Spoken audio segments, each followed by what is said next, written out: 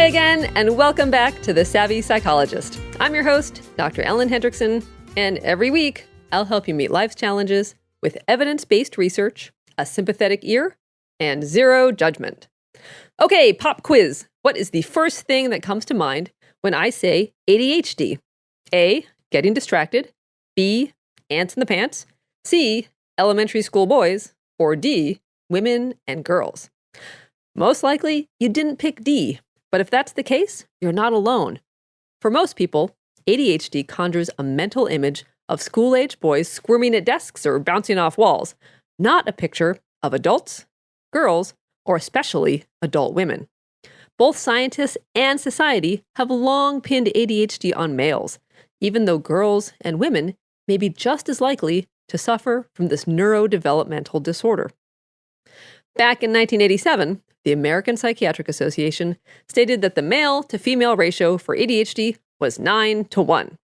20 years later, however, an epidemiological study of almost 4,000 kids found the ratio was more like 1-1, half girls, half boys.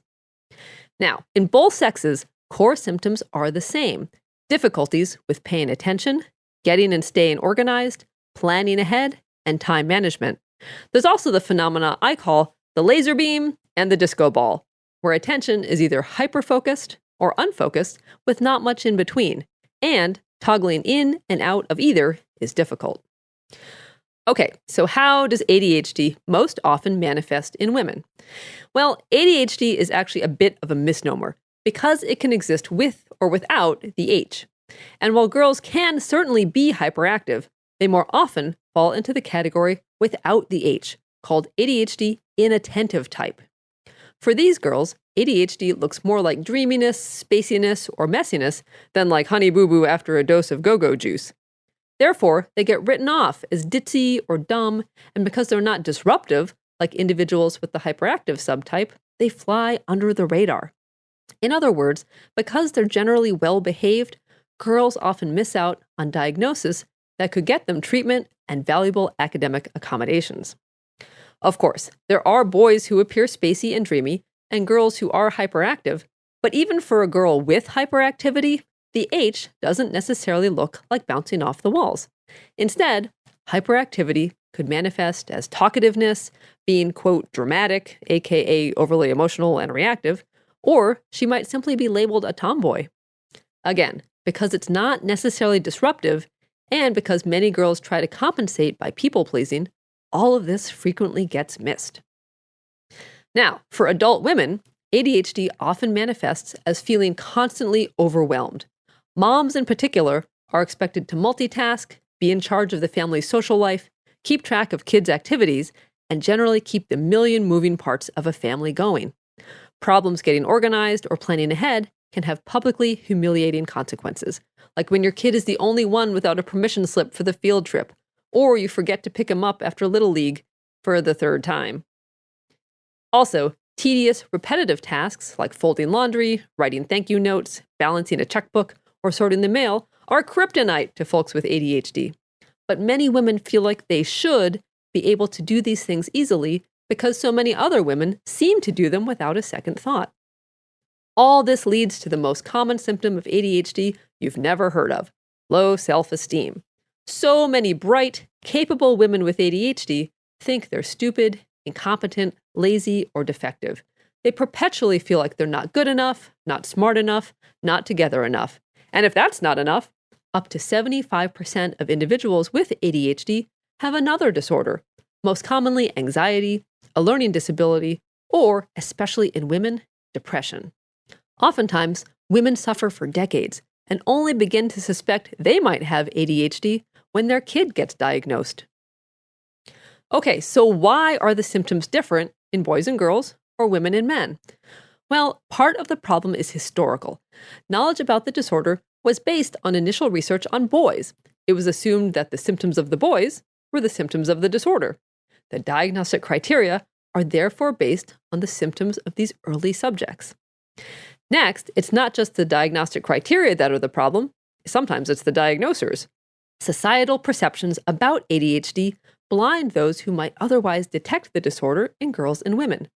A parent or teacher, for example, might recognize the hyperactivity of a male student as ADHD and refer him to a mental health professional.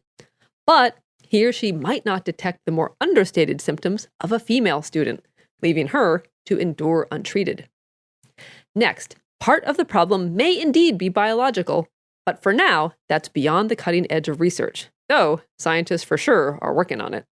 Part of the problem is that because ADHD has historically been thought of as a boys' issue, most of the people studied have been boys. As recently as 2007, a meta-analysis of ADHD brain imaging studies noted that the participants in fully half of the studies were 100% male, and across all the studies reanalyzed, the samples were less than 20% female. A final part of the problem may be more complicated than a mere inability to detect the disorder in girls.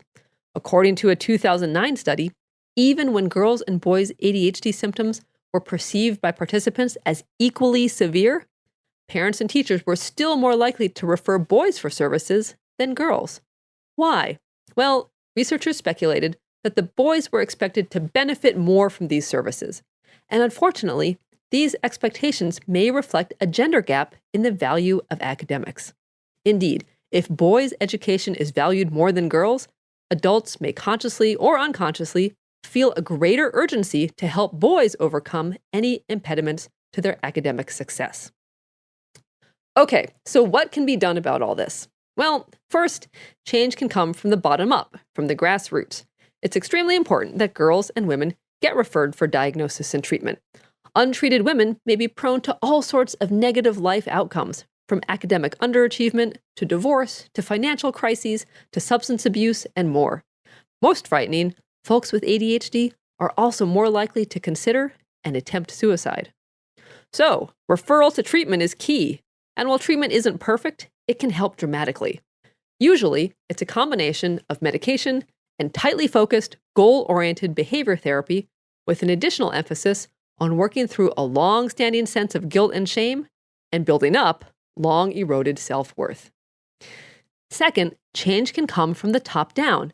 A 2006 study in the prestigious Journal of Consulting and Clinical Psychology found a group of girls who didn't meet current diagnostic criteria for ADHD, but when sex-specific criteria were used, they registered as distressed and impaired, the very definition of a disorder. This indicates that if diagnostic criteria were revised to account for sex-specific differences, more girls and women might be diagnosed and treated. And as more people became aware and talked about it, stigma could also decrease.